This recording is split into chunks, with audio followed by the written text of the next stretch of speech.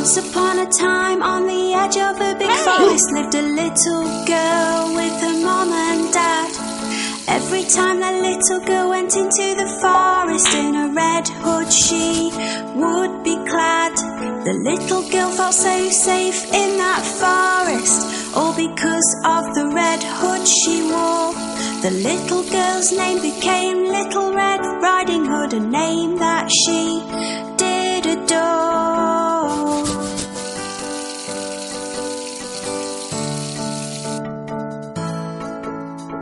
One day the little girl's mom baked a cake all tasty and sweet. It was a present for Little Red Riding Hood's grandmother as a treat. Grandma lived on the other side of the forest, so her mum told her to go, as long as she stuck to the pathway and went fast and not too slow.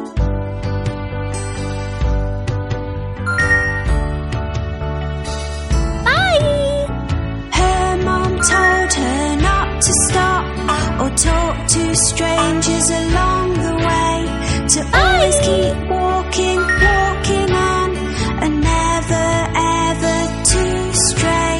So off she went into the forest with a basket on her arm.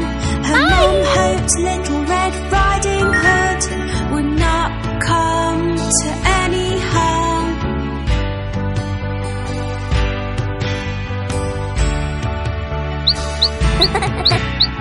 Little Red Riding Hood walked down the pathway, and the big bad wolf she did not see. The wolf was very, very hungry and watching her from in front of a tree. He was thinking of eating her and trying his best to take a look at which way and which pathway Little Red Riding Hood took.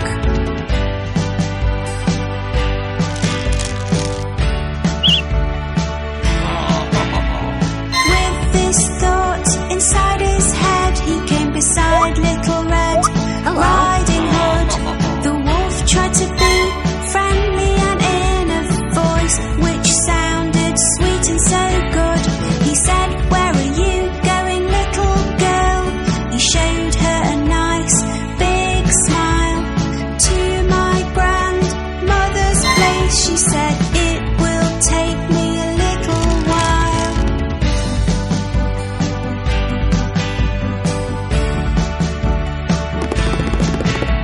The big bad wolf started to walk with Little Red Riding Hood along the path.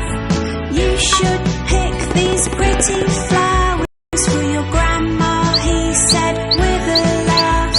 As Little Red Riding Hood was picking the flowers, the big bad wolf ran.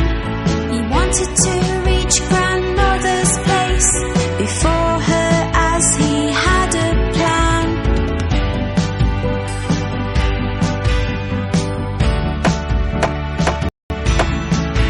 The big bad wolf arrived at grandmother's place and knocked upon the door. Grandmother said, "Who is it?" She thought she knew, but could not be sure. The sneaky wolf changed his voice and said, "It's me, grandmother, Little Red Riding Hood." Grandmother was so pleased to hear it was her, and said, "Oh, is it you? That is good."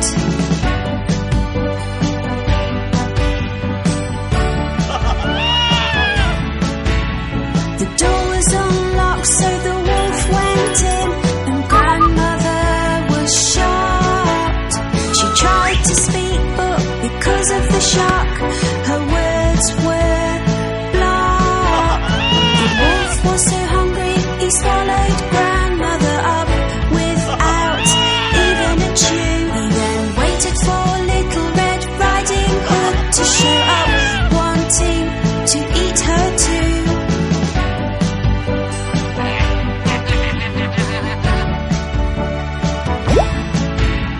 The wolf dressed himself in grandmother's clothes and jumped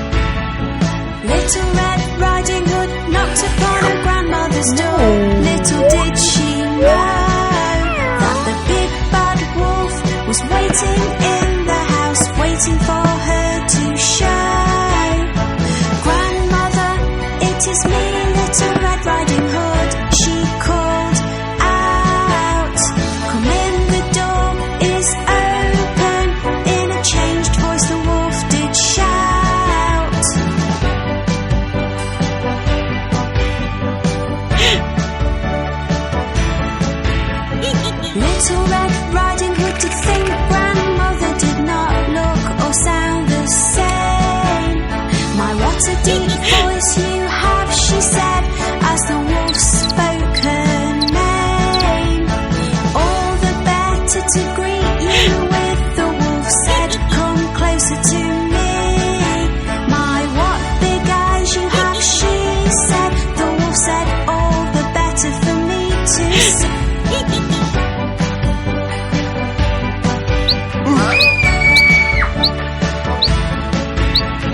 My, what big ears you have, she said, the wolf said, all the better for me to hear. The big black wolf said, Little Red Riding Hood, come closer to me, my dear. My, what big teeth you have, she said, the wolf said, all the better to eat you with, little one. He jumped out of the bed and tried to pounce, but Little Red Riding Hood had started to run.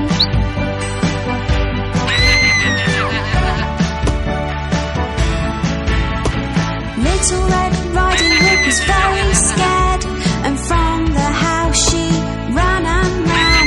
She went as fast as she could until she saw a man.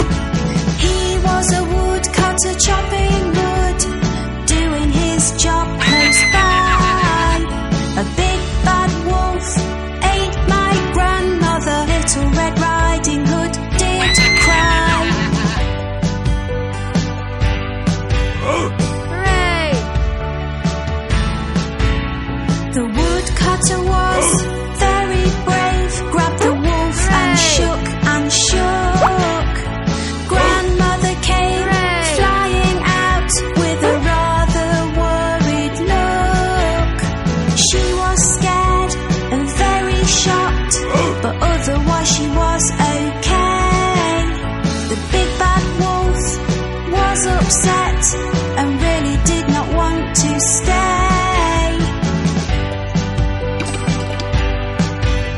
Yes!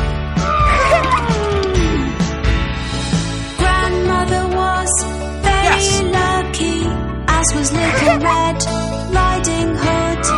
They had been left unharmed, which was really very good. The big bad wolf ran into the forest and hopefully would not be seen, because he was very frightening and he was very mean.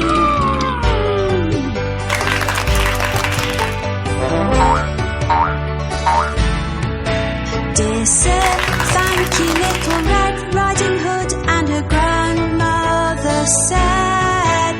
He said to them, you are welcome, at least the wolf has now fled. Little Red Riding Hood just had to say, I'll never talk to strangers again.